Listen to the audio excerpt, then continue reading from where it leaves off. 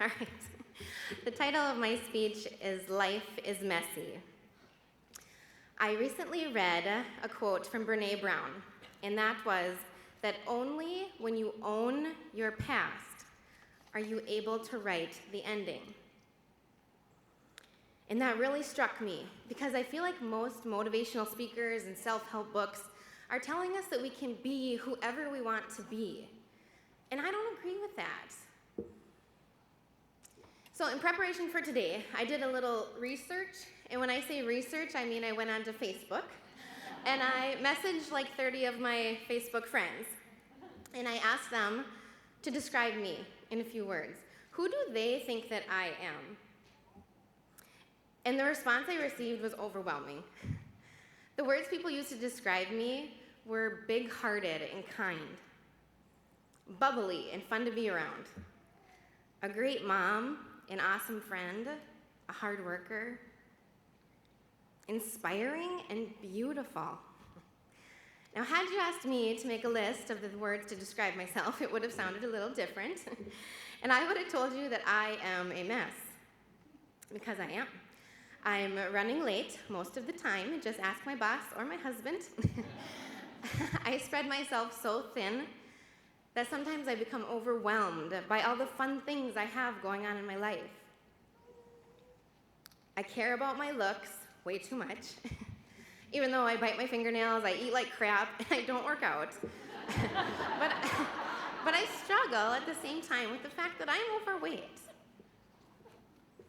I worry every single day, am I being a good enough mom to my 2 kids? And at the exact same time, I'm thinking about work and if I'm doing a good enough job there. And when I think about all the wonderful things people had to say about me, there was one word that nobody used, and it's kind of a big one. And that word is widow, because I am a widow.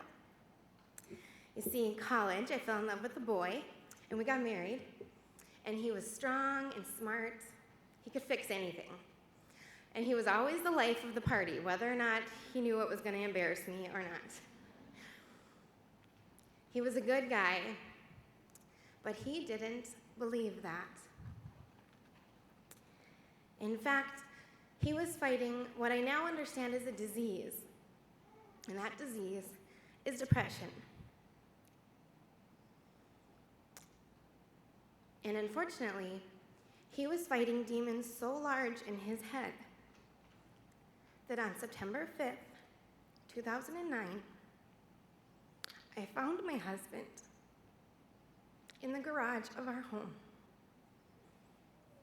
as he had killed himself. And being a widow at the age of 24, I experienced things no young person should. I had to plan a funeral for the person I had planned on spending my life with. I had to pick out his headstone and have a conversation with a salesperson who's a total stranger to me on whether or not I wanted my name engraved on the stone alongside of his, because that's what most married people do when their spouse dies. I had to sell my house and move into a small apartment, and I slept with the lights on for a long time because I feared living alone. But the hardest part of moving on was being judged. Not to say that my family and my true friends weren't amazing, because they were. But others were hard and they judged me.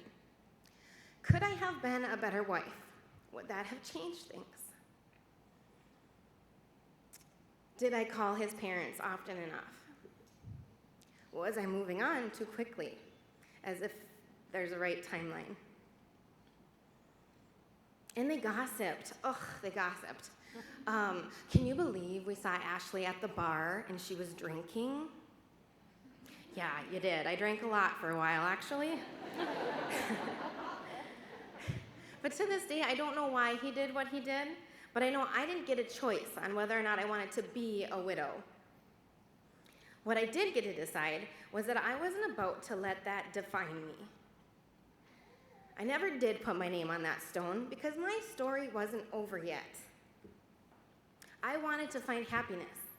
I wanted to share my love with someone. And being in under 35, has taught me to focus on my strengths and the things I'm good at and those good qualities people see in me, and push aside all that negative. Because life is messy, and love is messy, and death is really messy. I am a widow, and I'm a happy wife. I'm good at my job, and I love my kids beyond measure. I'm a social butterfly who loves to be at home with her family. I've got great hair, but I'm a little squishy in the middle. My life is not perfect, and either am I, and that is okay. Because the story that I'm writing is. So tell me, how do you want your story to end? Thank you.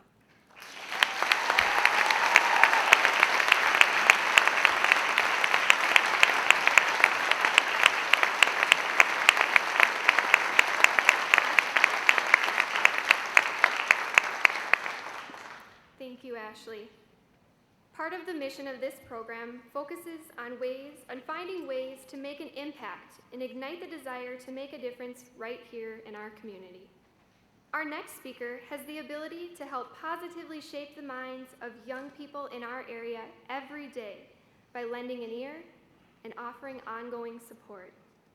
At this time, please help me welcome Lisa Klabundi from Cheney Middle School to the stage.